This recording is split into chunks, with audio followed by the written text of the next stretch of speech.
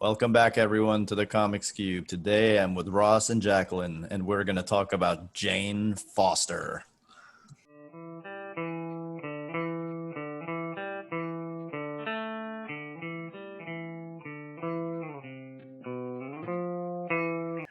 So, Ross, your Twitter handle is literally talking about Jane. Yeah, I run. They used to be called Let's Talk accounts, but due to Twitter nonsense, they aren't called that anymore. But yeah, I run a Jane fan Twitter. So yeah, Yeah, the do come Let's on the board. Let's Talk accounts were fun while they lasted, and then Mm, like everything else, it imploded. yeah, yeah. Were you buying the Jane run when it came out? As it was coming out? When I first I like Jane in the movies first. Mm-hmm. Then the comic was announced as new female Thor. And I was like, okay, I'll give that a shot. And as soon as it started, I was like, I'm pretty sure this is Jane. And that got me more excited. And turns out I was 100% right. But I still, and that's when I bought the trades of that run of Thor. And then just went from the first issue of the Mighty Thor, and just, I've got the whole lot in single issues. And I was buying it month by month, which is not something I normally do. But yeah, Did you normally a buy it train on paper or digital? digital. My nearest comic book shop is like a train ride away, so I Yeah, can't be doing that. Can't be doing that every month. It's a bit expensive for one especially comic not store. now. No, About you, so Jacqueline, how'd you get into Jane Thor? Uh, I guess it's very similar, actually.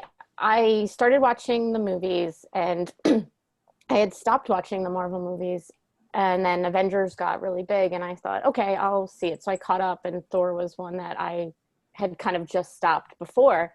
And I was like, oh, this is really fun. I really liked it. And I started trying to read some Thor comics. It was a little bit hit or miss in terms of what I liked. I actually have, my favorite is this Thor the Mighty Avenger. It's just this really, really sweet.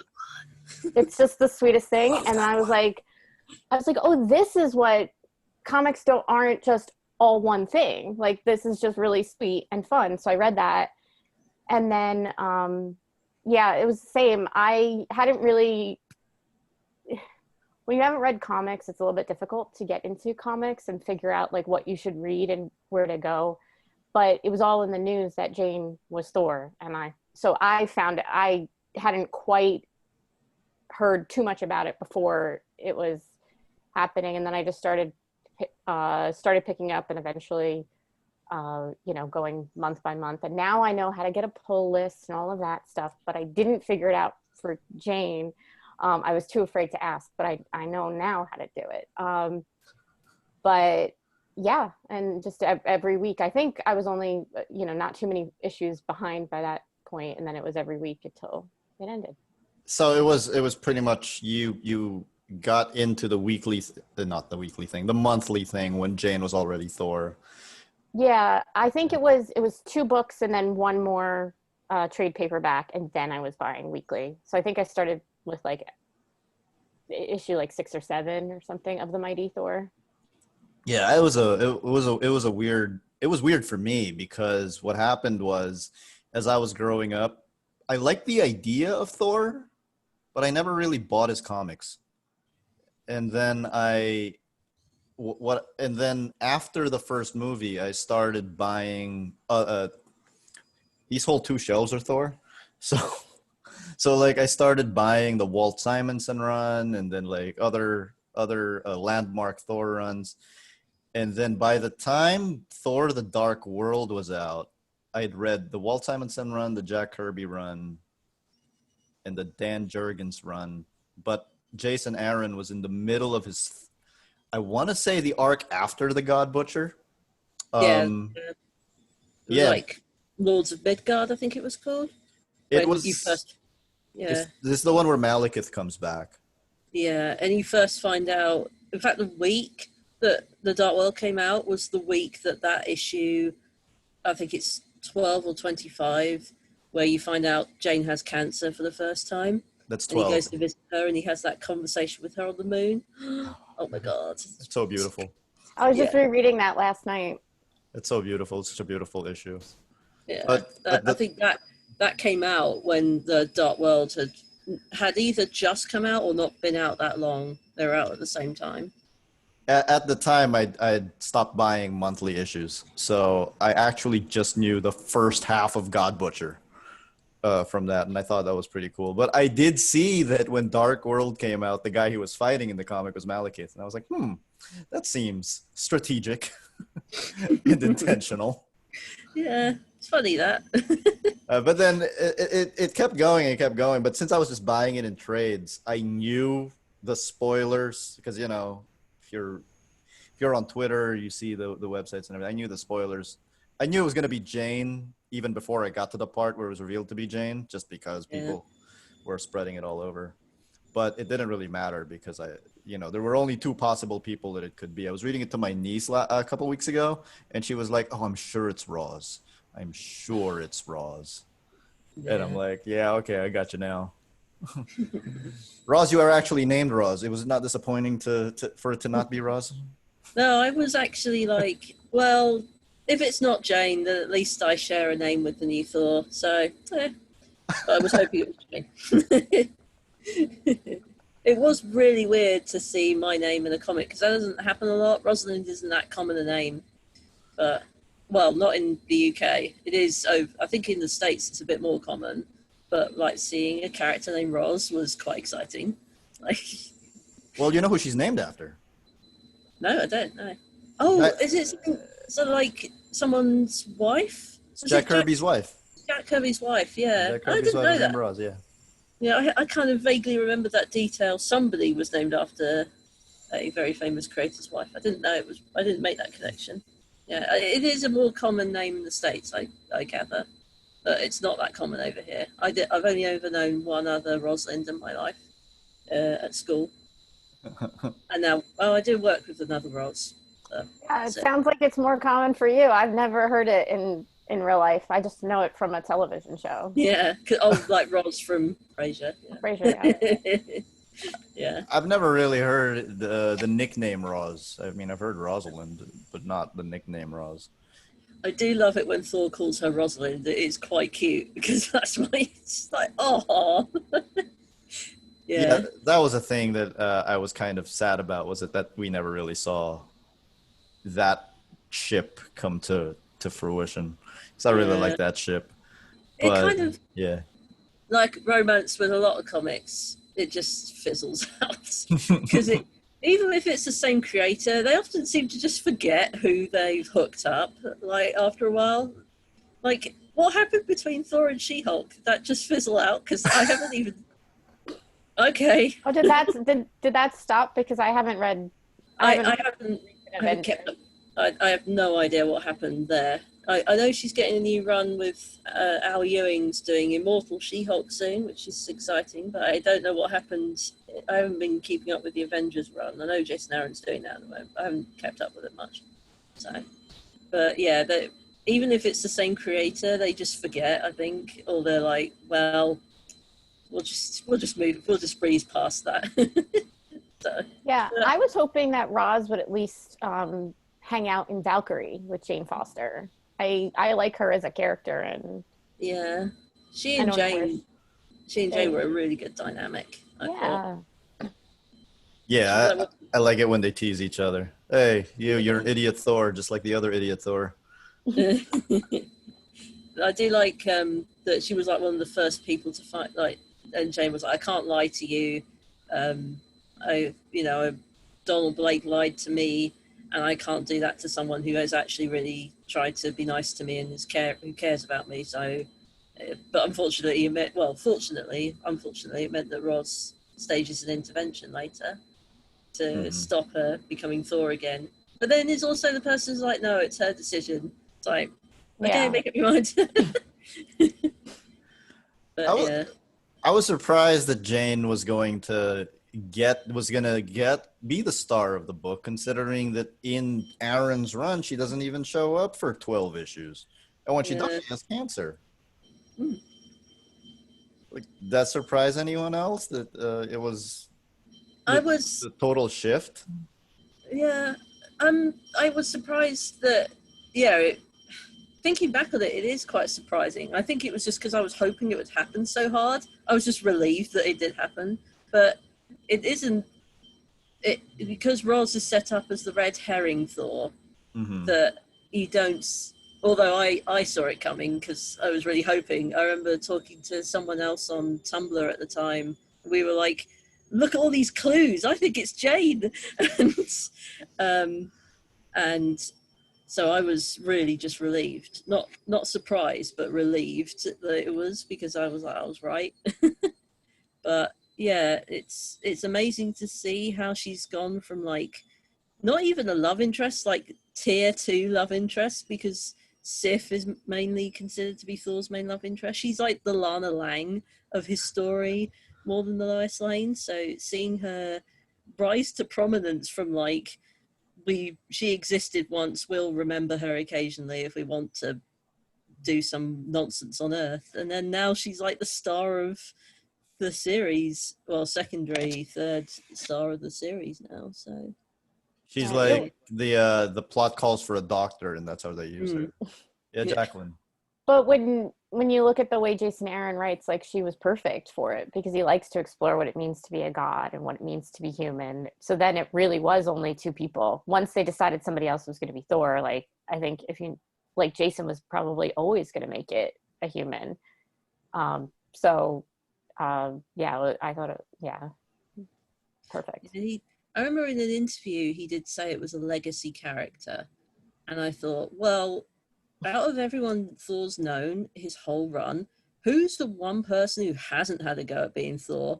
And it was Jane, because she's literally been there since the 2nd issue he appeared, and she hasn't, apart from that what if, hasn't really had a chance yet. That's a horrible what if. That's a horrible what if. Let's never talk about it. I have to bring it up when people are like, name not a title. I'm like, well, what about this? But I hate that what if. I hate it so goddamn much. It's so good. bad. I'm glad it wasn't just me. No, I hate it. I think most Jane stans hate it. Not just because, like, there are some cute scenes in it, and I love the design of her costume for how ridiculous it is. But the end is... Oh my god, the end. Terrible. Oh my god, the end. I mean, I get... at least it implies that, because most of the what ifs end on like some sort of existentially horrible note, and I'm glad that existentially horrible in Jane's case is being married to her former father-in-law. Like, I feel that. Yep.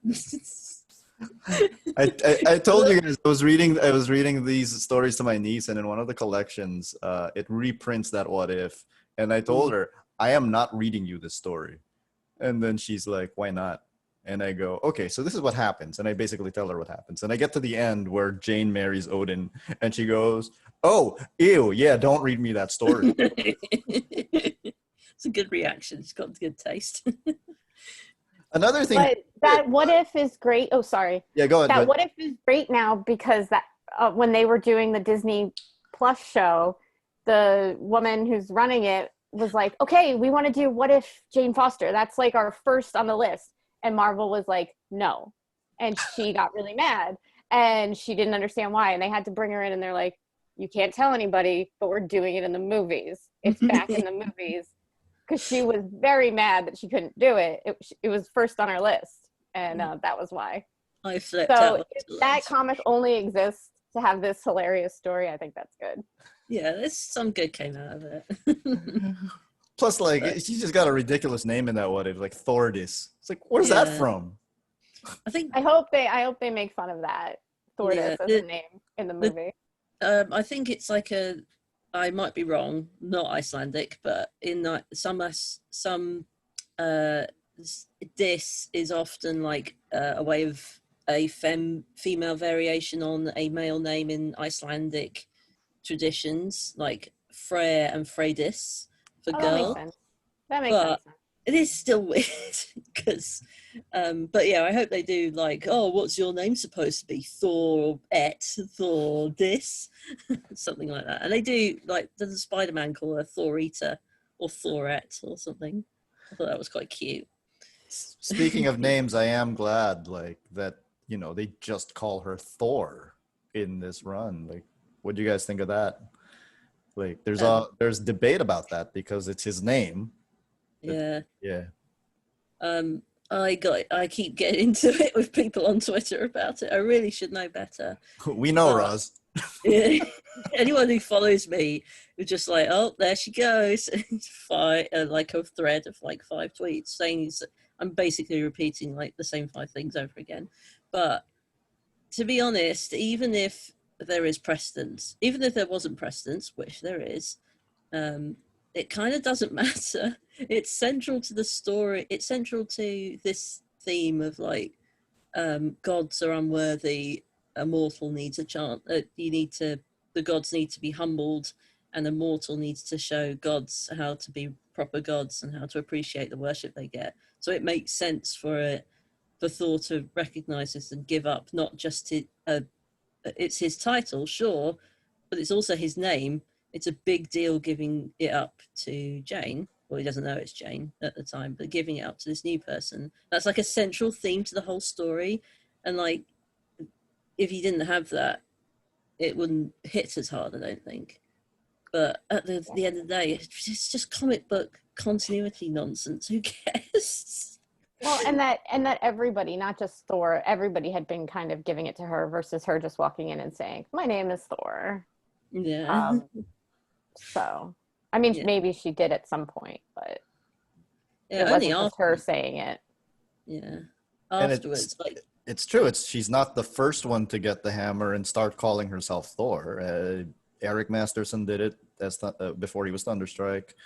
That horrible guy from the future did it. yeah, Dargo Couture. Yeah, him. Like somehow punk exists in the 26th century. Yeah, a very specific 80s hair metal variation on punk. I mean, I kind of like the look because it's so stupid, but it's...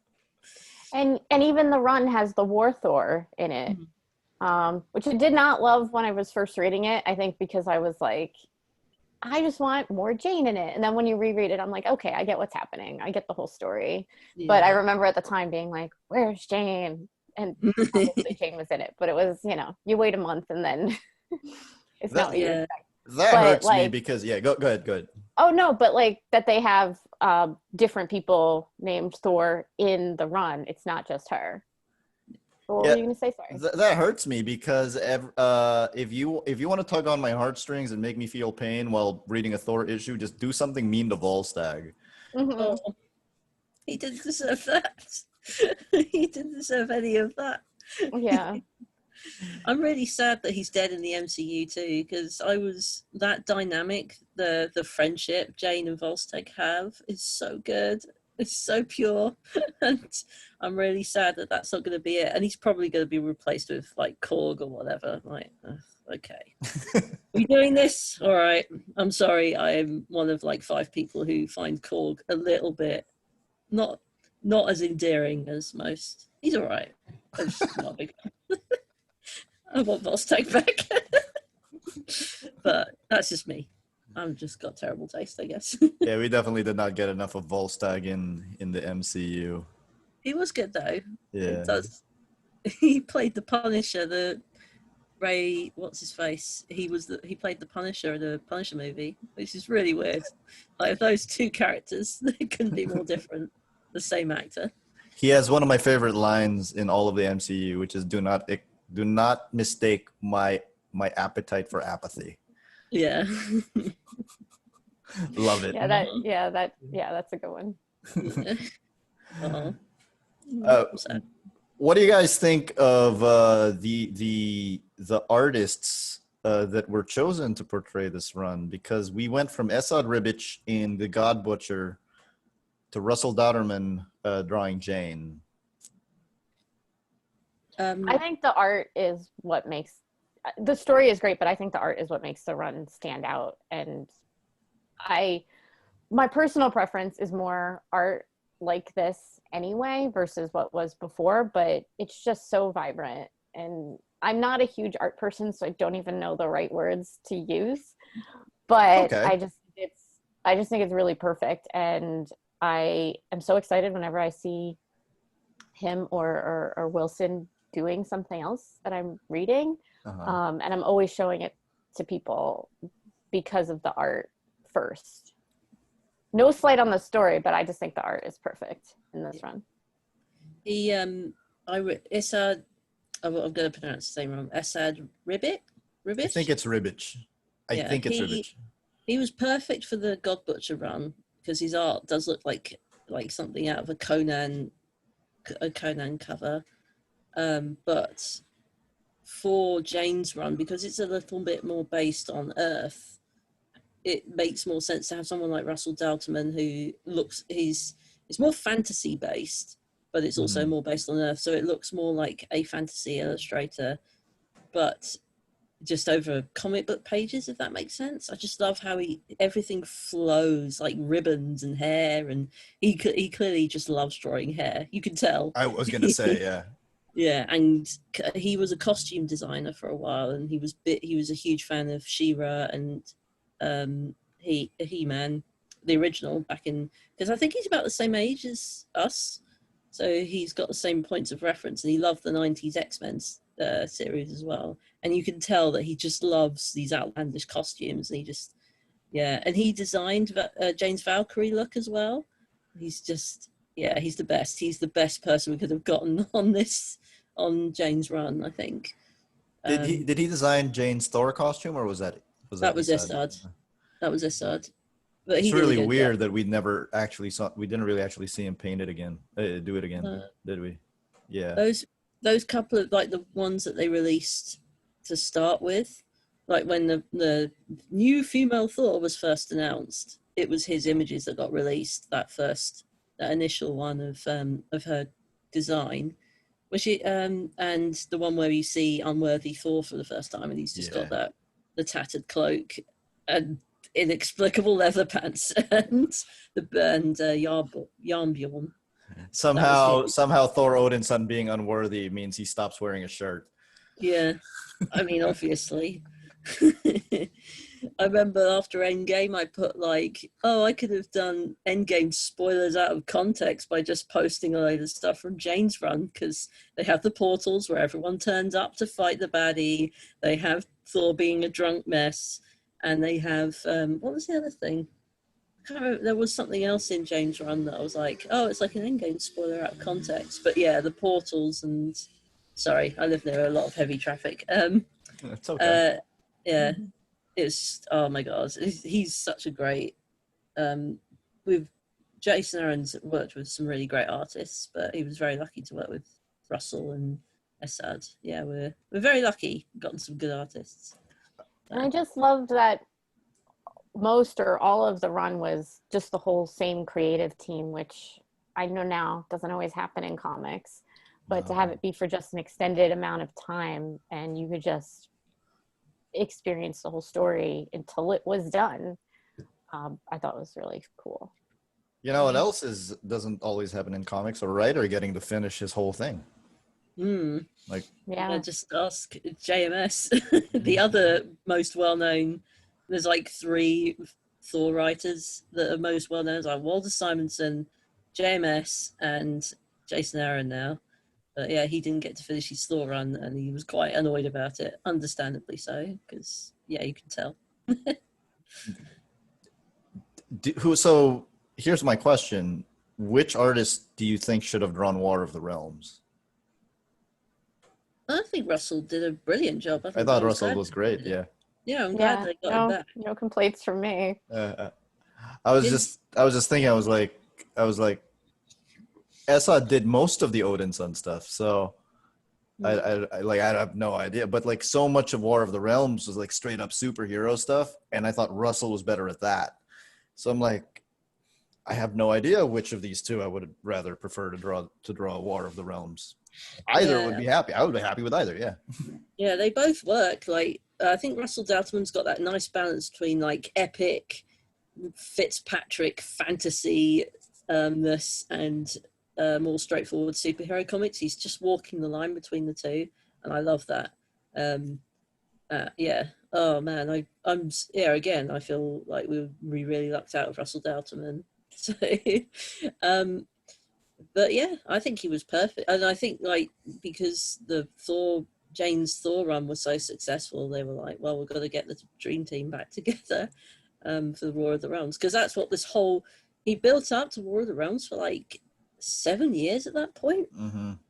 So it's one of the few, I know, Marvel events, they're kind of, because they're guaranteed to boost sales, and so they feel like they have to do at least 2 a year now, which is frustrating because it means that casual fans can't get into it because they're like, oh, I've got a break for this event again.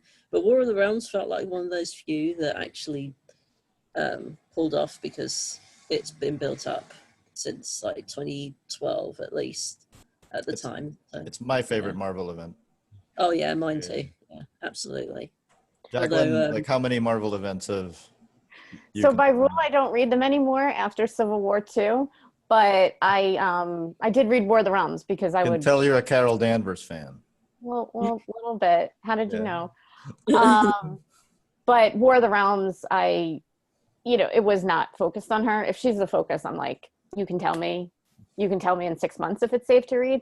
But obviously I was going to read War of the Realms because Jane was coming back and they were promoting it. And I love that team. So even if somebody else was the focus of it, I'd be like, well, it's probably not going to be that bad because they're good. So yeah, when I just pretend Civil War 2 didn't happen. Like, oh, that was a thing. And yes, learning that I could pretend stuff didn't happen was a best day of my comic fandom. I was like, oh, I can just ignore that. It's fine.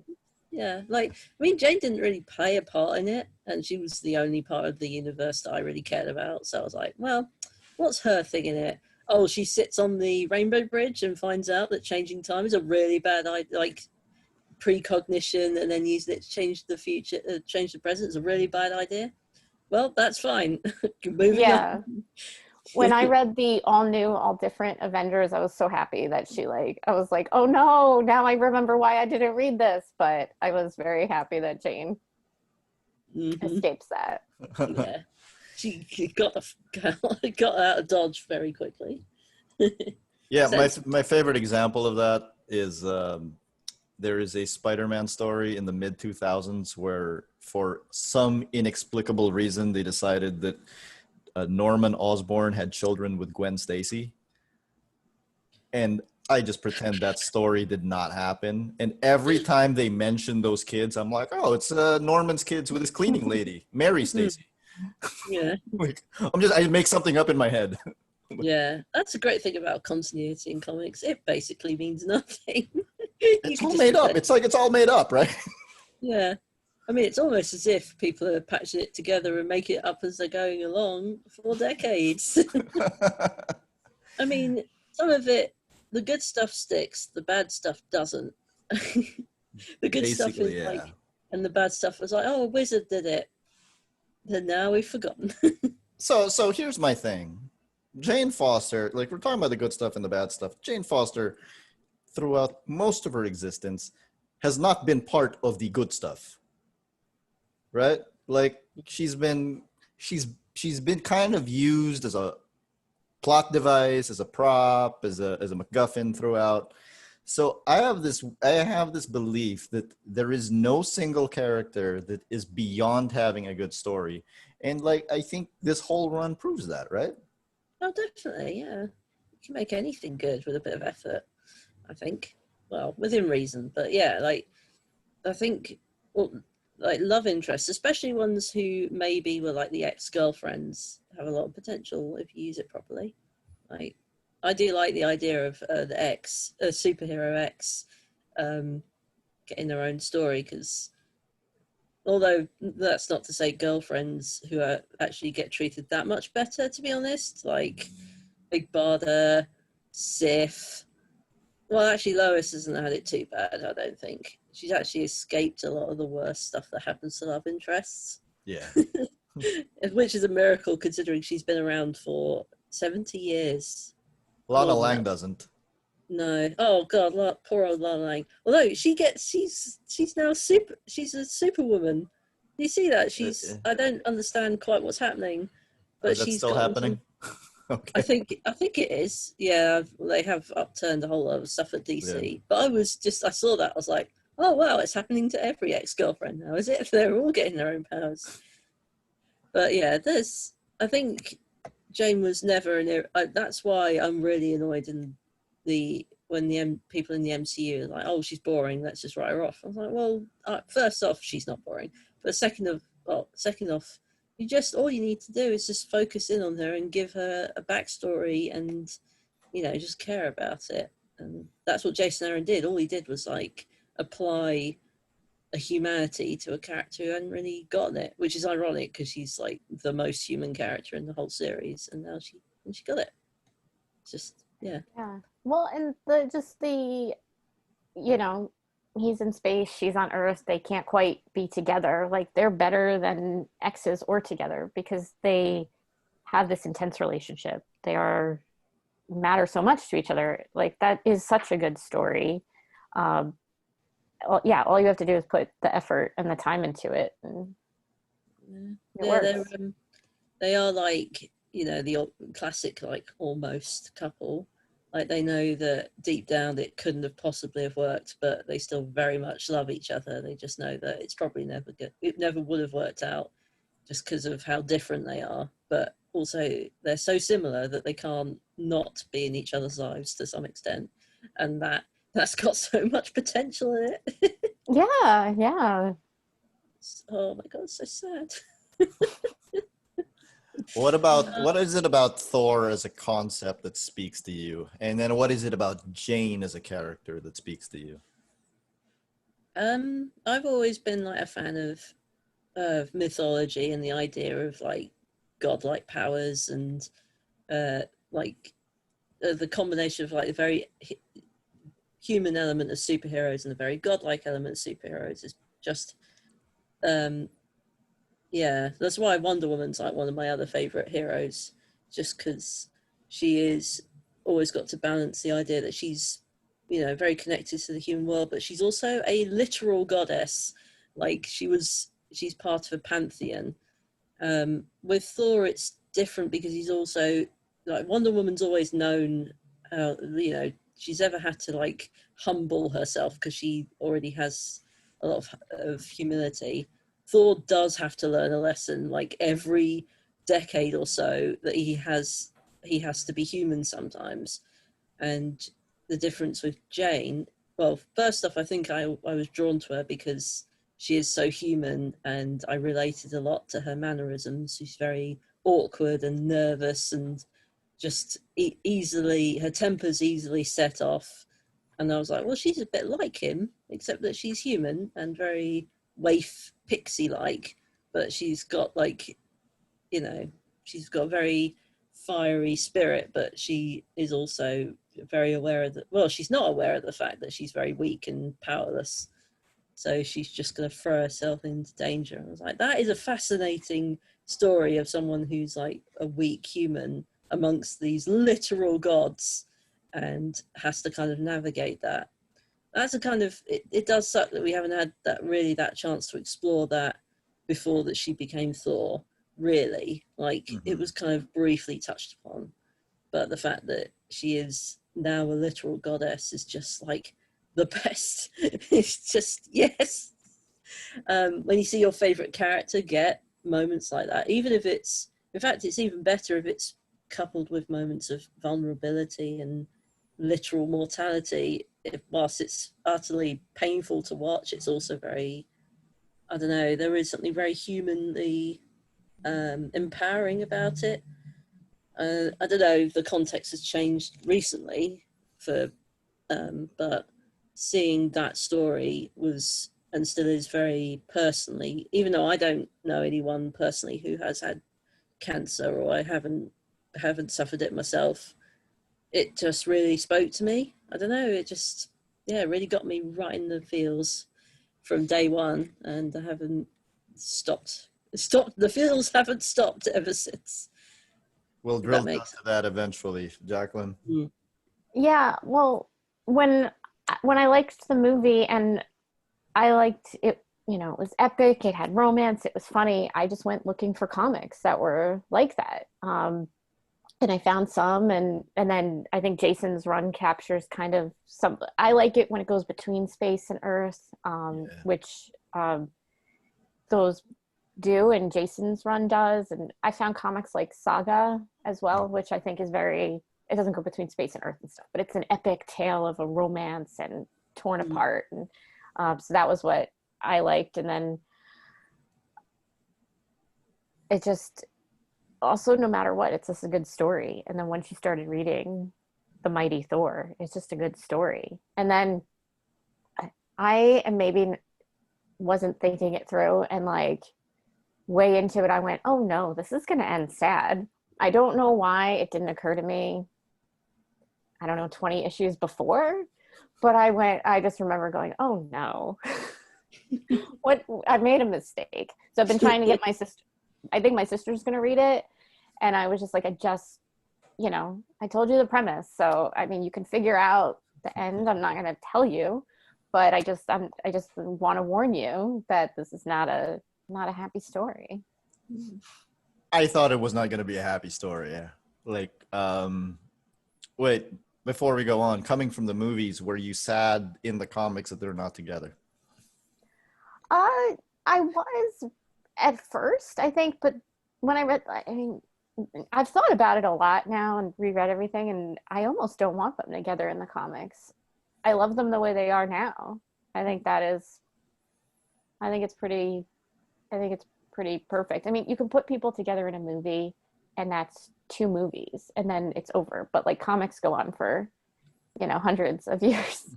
And everybody's 35 for 80 years. So they don't always have to be together.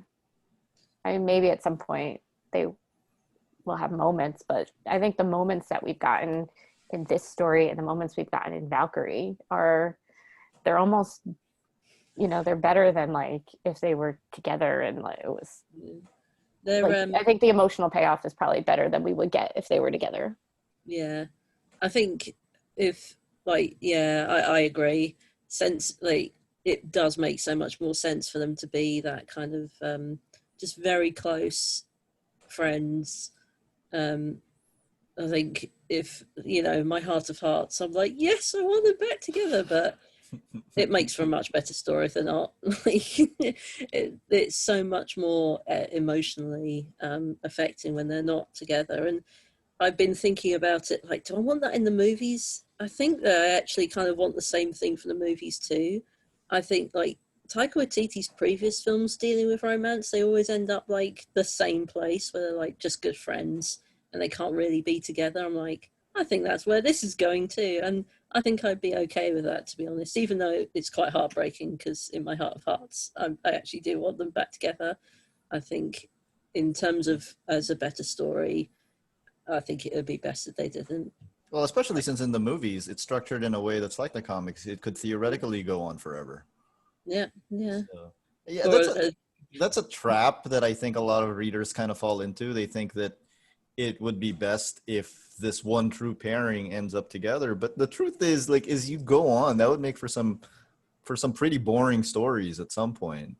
Yeah. Right? I mean, I've always been like kind of 2 minds about it. On the one hand, like, these writers can think up all these epic, amazing things, but they can't think of a good story of like a married couple together. Like, dude, you're married, you have kids. What's going on there, man? But on the other hand, again, I think it might be the accessibility to kids. Yeah, and also again, like these things are going to go on for, at least in theory, go on for a long time, and eventually there's gonna be something stopping it. Although Lois and Clark, probably the only ones that I would say are an exception. That's because they're like the first couple of comics. You can't. I think like New 52, the big mistake was him hooking up with Wonder Woman. I hate that. I was gonna say that's my big one. That's my big exception. I love Lois and Clark together. Like, and to me, that a big part of that is because it makes no sense to even think of Superman dating anyone else. Yeah, it doesn't. Like, there is no stakes whatsoever to that. No. Right? I mean, when in Kingdom Come, Lois has been killed again. Okay, but that is like that. Hooking up with Wonder Woman, then that makes more sense because they're like the last 2 left. But if she's still alive, like, no. Nothing gets in the way of that. No, they're just, it's because they have been together essentially almost 100 years at this point. So yeah, it would make. I'm really glad there's going to be a series with Tyler. I can't pronounce his second name. Tyler Hoechlin. Yeah, Yeah. Hoechlin. Yeah, and yeah, that's going to be great. Can't wait for that. I get into it a bit with people who like Archie comics. 'Cause I read a lot of Archie comics too, and it's just Betty or Veronica, and I'm like, well, the answer is Betty, but that's why they keep putting him with Veronica.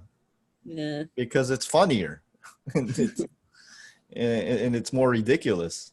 But anyway, back to Thor. yeah. Yeah.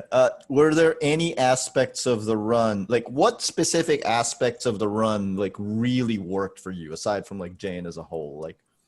Like for me, one small thing is I loved the fact that Jane's relationship with Mjolnir is different from Thor Odinson's relationship with Mjolnir. With Thor, he throws it around, it goes straight through. With Jane's, it kind of dances. She kind of talks to it.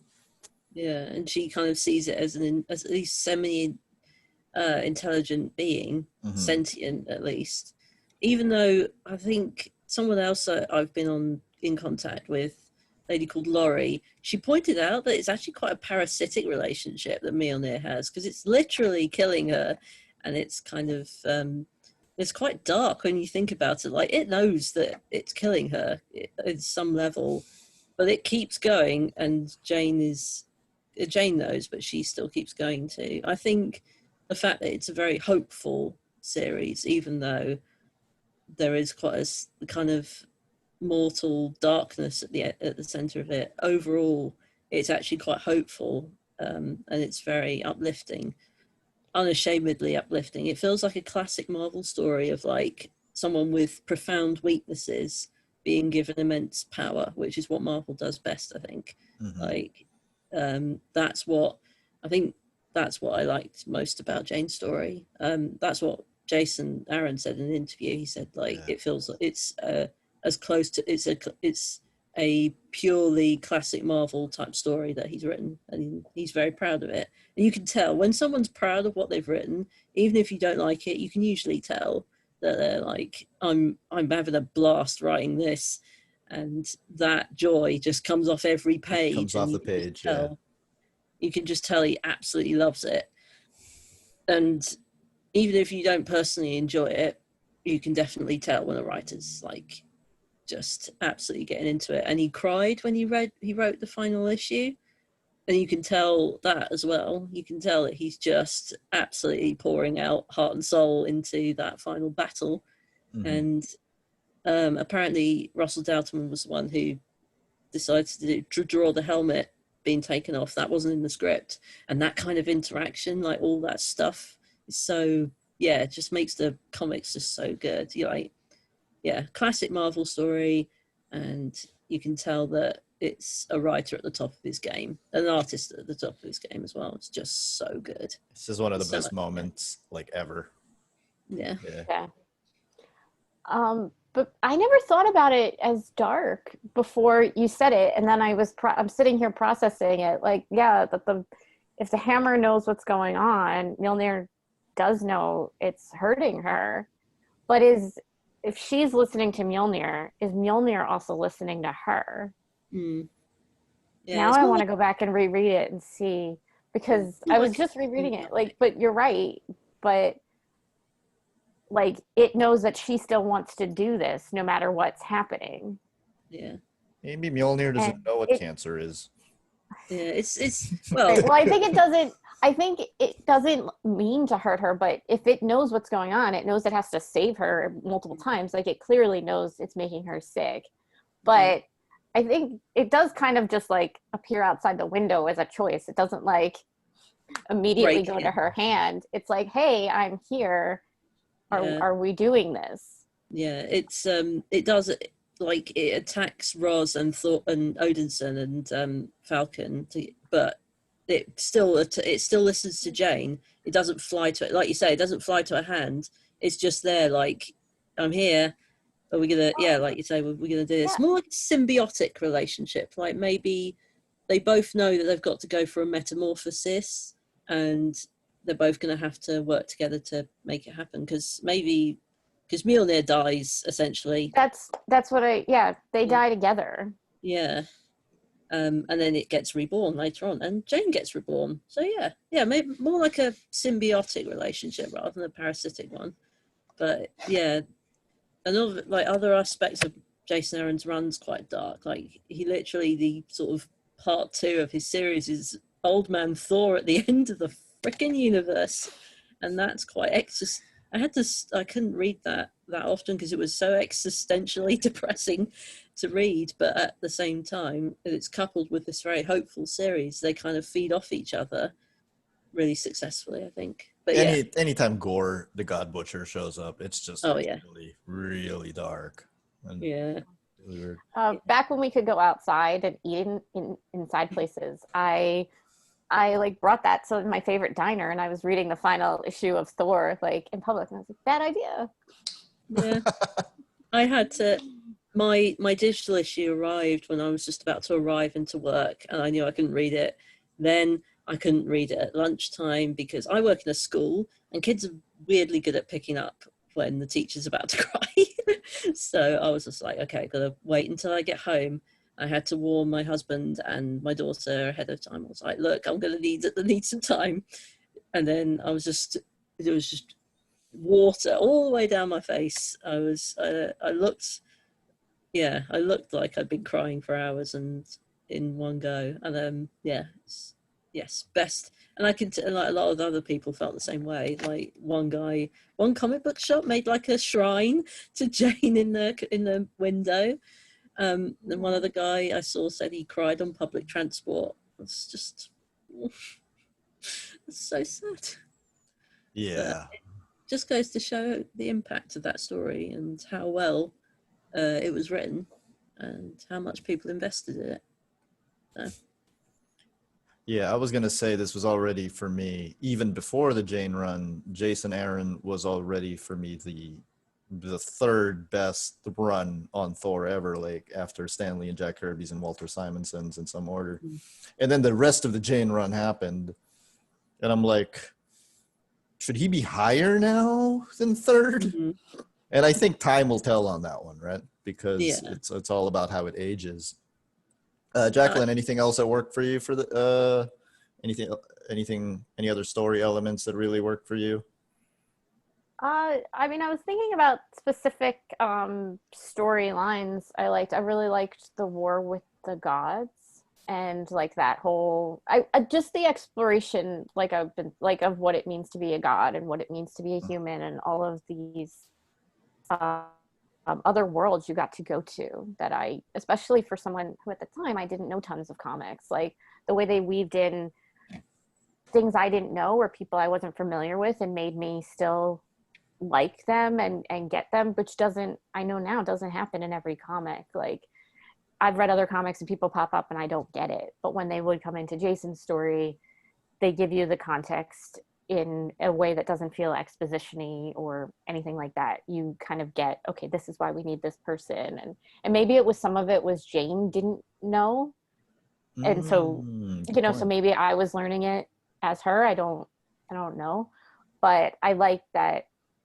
I think by the time I had read everything, it helped me get into just understand more of the world of comics and how it works. And maybe that was it, because like the Jane didn't get everything. Sorry? Yeah. The Shi'ar War, I didn't know who half those people were, but it didn't matter because Jane didn't know who Gladiator was, and so that helped because I don't know who this guy is either. I knew who the Shi'ar were because they were in the 90s X-Men cartoon, but apart from that I was just it didn't matter that I didn't know who they were because it didn't. They were just an alien race, and if you didn't know, it didn't affect your enjoyment of the story at all, or at least I don't think it did. Right, but they immediately explained the stakes to you and that this was a big deal, and I was like, okay, and roll with it.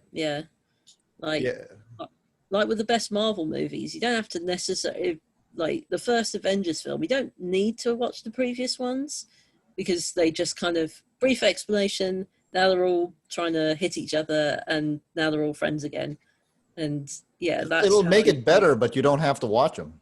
Yeah, it's like Right. garnish. Like Movie Bob said that in his he did a big video essay about the first Avengers film. He says you can know this stuff, but it's garnish. It's not necessary to know. It's just a nice little bonus that you get. Nice little kick of recognition that you get when you realize, oh, I know that guy. Yeah, my anecdotal evidence for all of that is that my mom watched Endgame, and my mom, who falls asleep in every action movie that I've ever brought her to ever, watched the entirety of Endgame, didn't even feel that it was 3 hours long, didn't fall asleep, she didn't remember any of the Marvel films she'd seen before this. But she was like, oh yeah, that was a really good movie. I'm like, see? Like, Yeah. an If you really Endgame track- of all movies is like the one Yeah. that you would think you'd have to have seen all the previous movies of, but you don't. So Right. Yeah, the final battle, if you don't know who anybody is, I'm sure is super fun in a totally different way. Yeah. Like there's, it's a different payoff, but it's still a good story is a good story. So a good issue is a good issue, a good scene is a good scene, as long as it is good. even Yeah. the final battle, you're right. Like we know who they are, but I would somehow like to have experienced it in a way that's like, who are these people? Right. Or like, what if you were sitting, I always want to meet somebody who didn't know that it was Carol coming in. Like, what are you sitting there thinking happenings when the ship turns? Are you like, and then like they're firing at it? Like everybody who saw Captain Marvel knew that was Carol, but like my friend's mother watched it and she hadn't seen Captain Marvel and she had no idea what was happening. And I think that's also an incredibly fun way to be watching it. Like, so both ways are good. There's a moment in Infinity War, when Thor lands in Wakanda, that took me completely by surprise because I thought Thor was going to Titan. So, because that's where Thanos was. I'm like, okay, he's going to go to where Thanos is. But then he shows up in Wakanda and it takes me completely by surprise. He's one of the best movie moments ever for me. Just exactly because it took me by surprise. Yeah. As long as the characters are like interesting and relatable and there's something good about the characters, you can just roll with the punches, even as the character you don't know who, you might not necessarily know the full context of everything you're seeing, which is why I enjoyed a lot of Thor's run. Like you can tell Jason Aaron wrote for a bit for the X-Men for quite a while, I believe. And you can tell that he's very well versed in X-Men lore because it's all he does bring a lot of it in. Like even they brought in the Phoenix and everything. I didn't know about the I think it's called the hot room or the warm room where like she confronts Jane in this big fiery space that has a name and a whole set of rules. And I didn't know about that. I was just thought, oh, she can read minds. This makes sense. And yeah, I thought that was the first time that ever happened. Like, I guess apparently it wasn't. not. No, I mean, I just found out reading an article about it later. But yeah, you don't have to know all this stuff. Exactly, it doesn't matter. to enjoy it. Yeah. Yeah, like I don't read a As long lot as- of X-Men, but when Wolverine shows up Phoenix. as the Phoenix, I'm like, oh, Wolverine is the Phoenix now. Yeah, you can tell that was probably something Jason Aaron wanted to do for a while. It does seem like making Cosmic Ghost Rider. He's a herald, and he's Ghost Rider, and he's the Punisher as well, because that's Frank Castle as a Cosmic Ghost Rider. It's the most ridiculous fanboy thing in the world, but if it works, it works. So, next question: what elements of the run didn't work for you? So I'm gonna start the transition from Odinson to Jane. I feel it could have gone better because it happens in Original Sin. Gotta say, I don't really remember much of Original Sin. So that's basically it. I just wish that had gone, because like if you just read the Thor parts, then you get Thor all of a sudden not being able to lift the hammer, and then in the next issue, his clothes have completely changed, and then Jane lifts the hammer. I just feel like that whole thing could have been transitioned a little bit better. yeah. Possibly it's only because it doesn't have Jane in it, but the issue with like Viking Hulk kind of like the asides to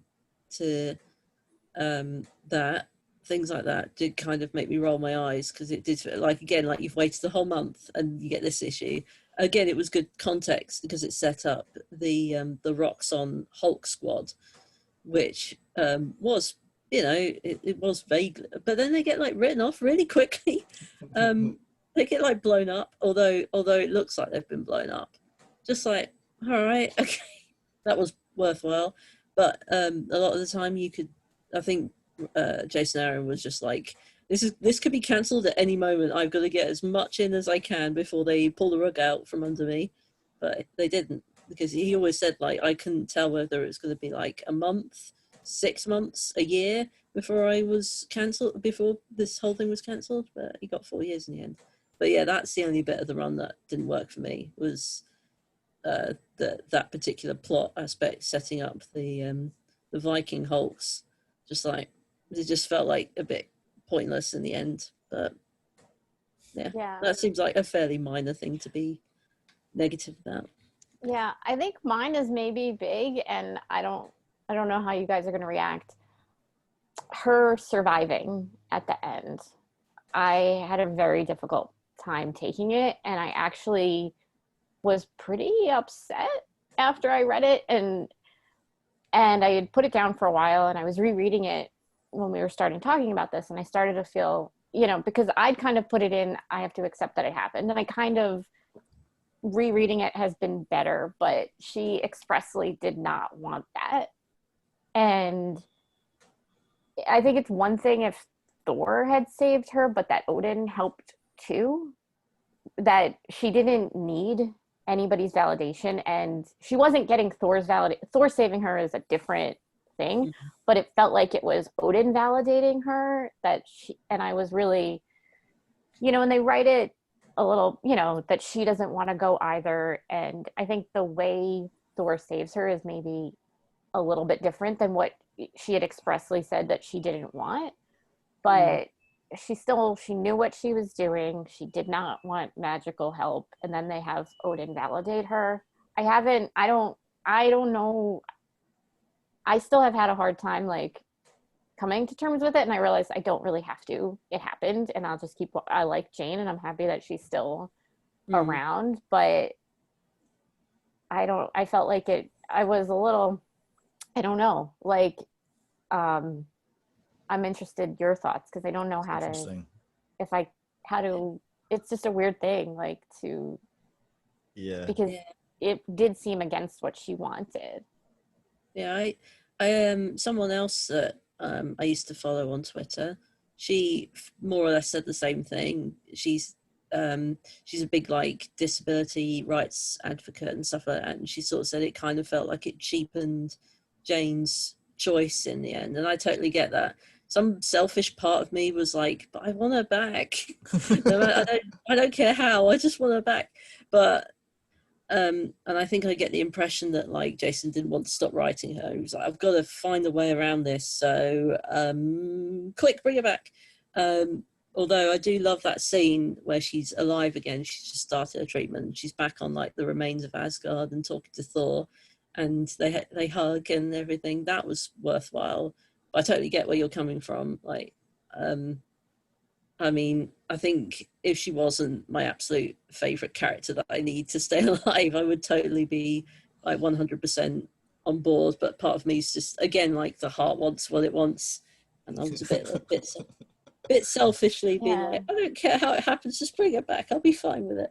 But since she became Valkyrie after that, it actually, if she remained dead and became a Valkyrie because she went to Valhalla and had to kind of train to be a Valkyrie there, that could have been a way to do it. But I get the impression that you can't always plan for that. Like, you don't know because comics are a very shaky place to be as a writer. You don't always have a choice about what you're going to be able to do. But I totally get where you're coming from. Like, I would agree under normal circumstances as well. So yeah, I liked her. Okay, go on. I think that she seems to change her mind after works. Yeah.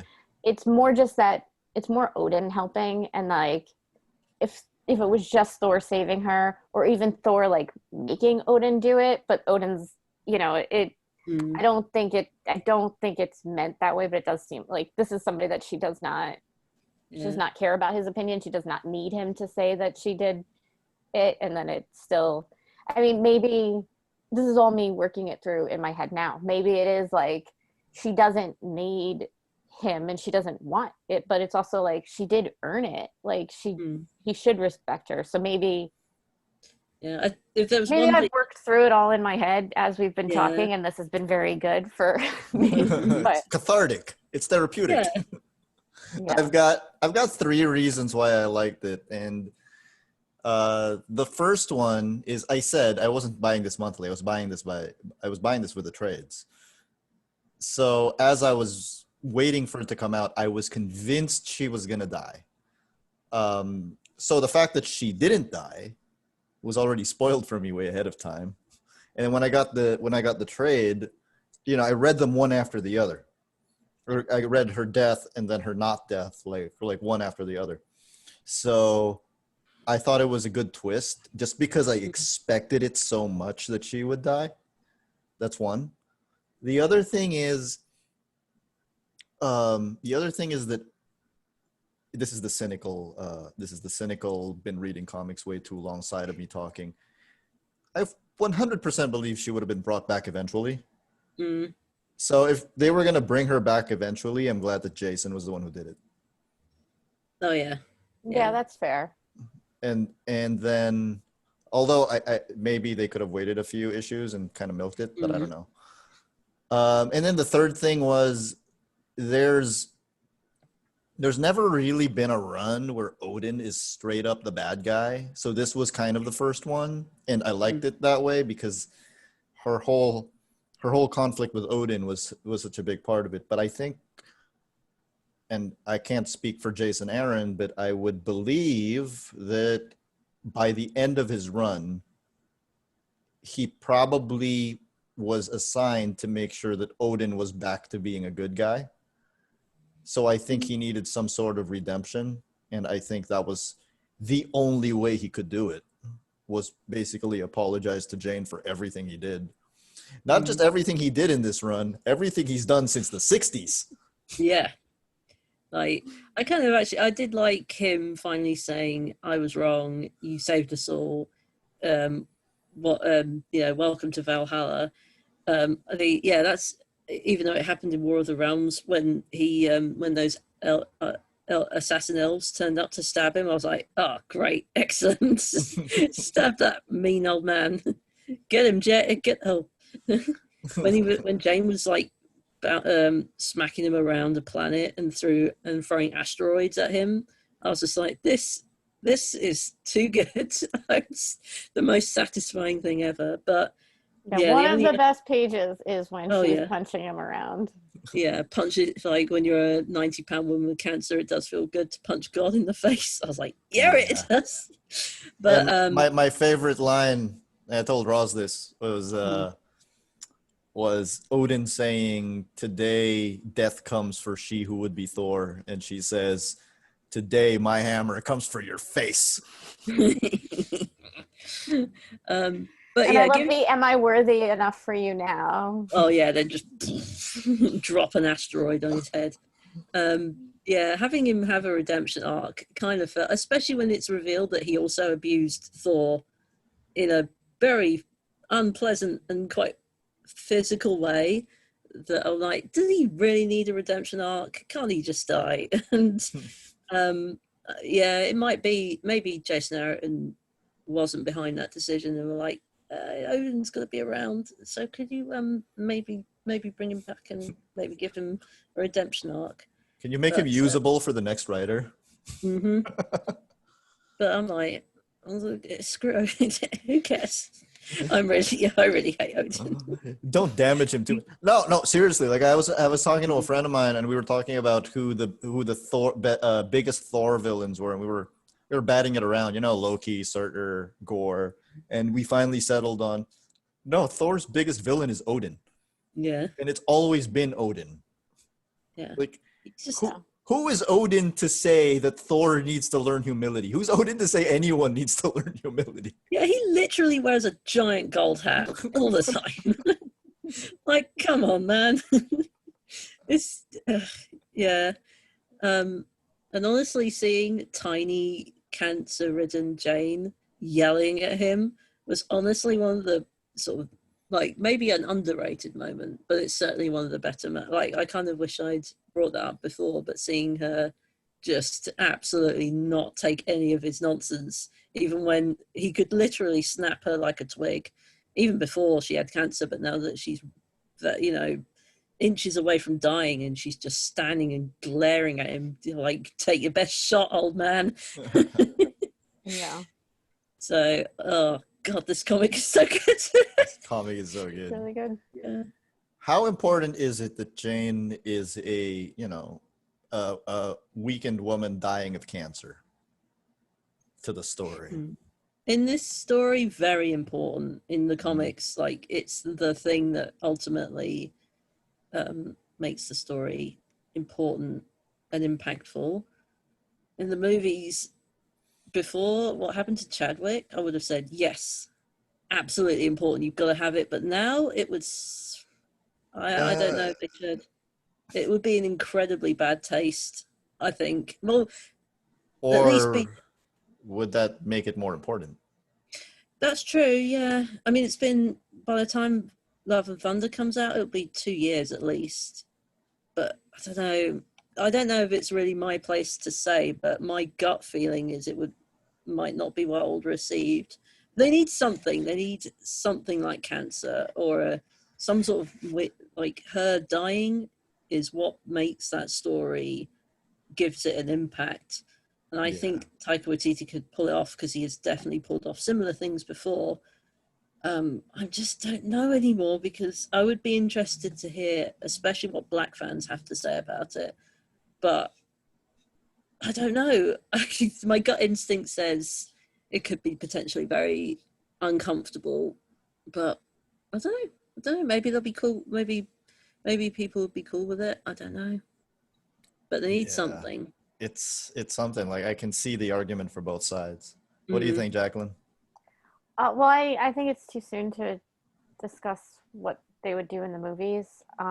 But because I just wanted to talk, you know, we're just talking comics, but I just think that she knew what, you know, like, she knew that this was not the best idea for her, but that also that she was needed. I mean, that's a typical superhero story in general, you know, that she had this responsibility, that she was needed, and that she knew what, you know, what it meant to be a human and what it meant to be a god. So whether she, you know, was sick, and, you know, I know that comic has meant a lot to people who have been sick, and I haven't been sick, and I don't know anybody who has. So I know that comic has meant a lot to people. So in terms of that, it's very important to the story. Yeah, I think it's really important that she's, you know, that she's on the verge, or, you know, it's something where getting the hammer gives her the power. I mean, I was talking to you guys about reading this to my niece, and we were talking. I was joking with her about who it would be. Like, who do you think it is? Who do you think it is? And she jokingly, very sarcastically said, Carol Danvers, because she knows that would be ridiculous. There would be no stakes to that. There'd be no drama to it. It's like and it's just the idea that, like, you know, you go back to the very first concept of Thor, where he's a you know, a disabled doctor, and he regains the identity of Thor. That's kind of baked into the whole concept. Yeah, you can't. It's not the same without it. I mean, if it were up to me, I would just make Jane Foster the new Donald Blake and have her need to use a cane, like she's in chronic pain, and they have done that. They've done that with Ghost. She had a chronic pain condition, and they could do that with Jane. It wouldn't necessarily mean she's dying, but that she's very weak, and being Thor is making her condition worse when she's human. That could work. I guess we'll see. I mean, again, like, I could be way off base and maybe being too sensitive about it, but I think you need something like that. You need, even if it's not cancer, it needs to be something, because without it, yeah, like you say, there's no stakes to that. And yeah, although they did do that in Avengers Assemble, but that was a cartoon for literal children. So Also, didn't she just get it in like one episode? yeah, she'd been built up the whole series, and then like she's falling into a sand pit, into quicksand, and then the hammer leaves Thor's hand, and she's able to grab it like in the pit. I was like, oh, it's a kid's cartoon. I can't expect too much, really. But You know what that feels like to me? That feels like we have a toy we made. I wish there were toys. I couldn't find any.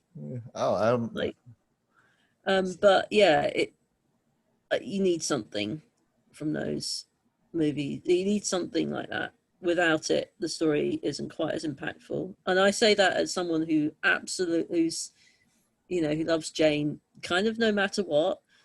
But even I'm like, you gotta give her something. you gotta give my favorite character cancer, okay? Otherwise, it's not worthwhile. But something like that. It depends on a lot of things. I love the idea of taking, Jane Foster in this vulnerable state and building her up to that level as Thor, and taking Thor Odinson down, like at the same time. I love that idea. Like when this whole thing was announced for the first time, there was like the usual internet backlash, and people were like, "Oh, that makes no sense. What's going to happen to Thor Odinson?" And I'm like, do you not see the preview images? He's walking around with his axe and like a metal arm. How is that not interesting? Yeah, you got Unworthy Thor is really good, the miniseries, and it's good for Thor to go on these spirit quests. He does it every 10 years. Like at one point, Hela cursed him, so he can't die, but he feels all the damage and everything. He can't die and he can't heal. Yeah. And it's like that kind of thing, giving a god human weaknesses is kind of at the center of Thor's whole thing. And you can't object to that. That's like objecting to Peter Parker having a dead, Uncle Ben getting shot. Like, that's kind of his whole thing. It's kind of central to his whole story. For Thor, it's being weak and human at some point. Yeah. Whether it's wearing Jake Olsen like a skin suit, or it's so weird. Yeah, it's like, he's a dead guy who's also possibly a drug dealer. Good luck with that. He might have a twin brother. Yeah. Oh my god, that was good. I quite enjoyed that run. I love that run. It is ridiculous. I love comics. Yeah. Yeah. Or whether it's like Eric Masterson literally pretending to be him, like he was just saying, "Oh, I feel really bad about this." Yeah, verily, I'm still Thor. Still me. Guys, don't look too quickly into this. But yeah, that's all right.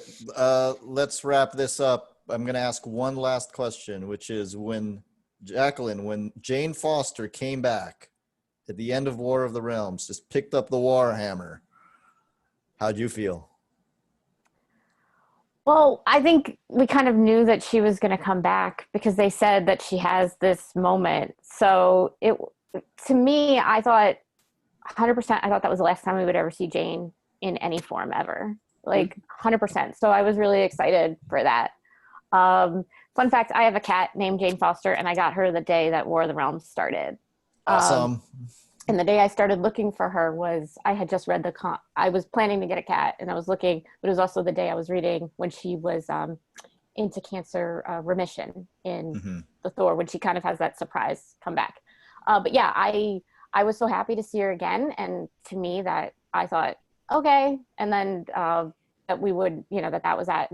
The way they got, I thought it was cool like the way they solve the only Thor can come through problem. Like, oh, it makes sense. We'll just get all the Thors. But yeah, I thought this is a perfect and fitting finale. All right, Roz. Yeah. So same question. How much did you freak out when Jane got the Warhammer? I flipped out. I was just so happy. But yeah, it was just a great moment, as always. Just seeing her with any hammer at all was just great. Yeah. So let's wrap this up. One last question. Out of 10, how much would you recommend the Jason Aaron Thor run? All 10. All 10. Yeah. Also a 10. A 10. And that's why everyone watching this, go read Jason Aaron's Thor. Links below. Thank you. Bye-bye. See you next time. Thanks.